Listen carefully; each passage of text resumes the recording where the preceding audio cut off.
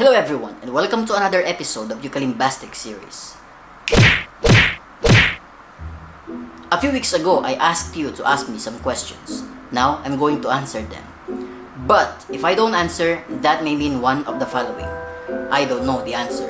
I can't speak on behalf of a company, a person, or a product. Please use Google. You are so funny. I don't want to answer. So, let's do this.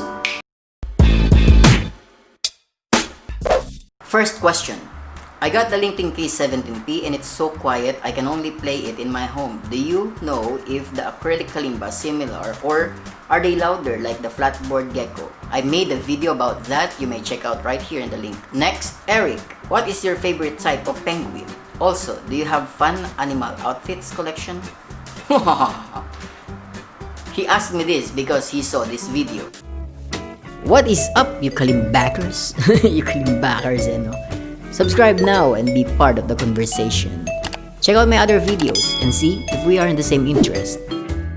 Now, I'm thinking of collecting more animal outfits, the 1C outfits. That's what I wear when I'm sleeping. Next, do you plan on trying out other kalimba brands in future? If yes, may I know what are the kalimba brands? Yes, I'm going to try these brands.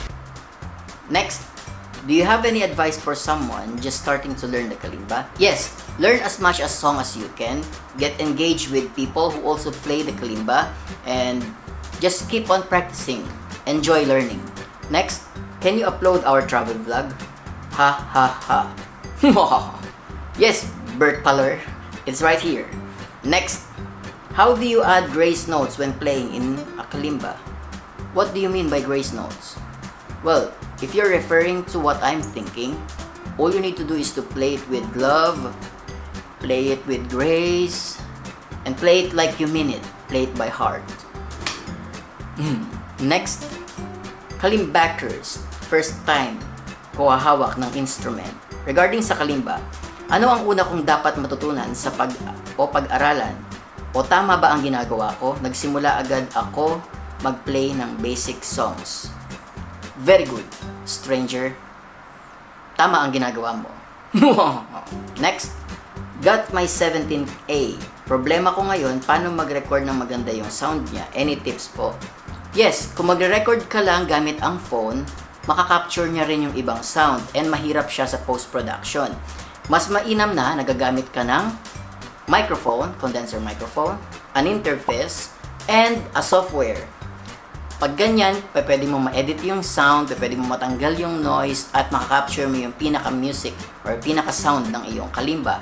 Meron din naman mga microphone, mga condenser microphone na diretso na sa USB. So you don't need the interface, just microphone and a laptop. At syempre, dapat dun ka sa place na tahimik. Next, hello Eric, can I have your email address? I would like to send a kalimba for you. He actually sent a kalimba, and here it is. Next, can you show us your new haircut? Here's my new haircut. Next, Tala. Yes, James, I'm going to dance soon. Abangan mo lang. Stand by. Next, how will I know if the kalimba that I bought is original? I don't know. Also, I'm excited to review my new ukulele. Do you know? It glows in the dark. Amazing. And that's the last question. If you have more questions, please drop it right there and I'll answer them soon. Thanks for watching. Give me a thumbs up please and consider subscribing for more kalimba and ukulele videos. Maraming salamat po. Hanggang sa muli nating pagkikita. Paalam.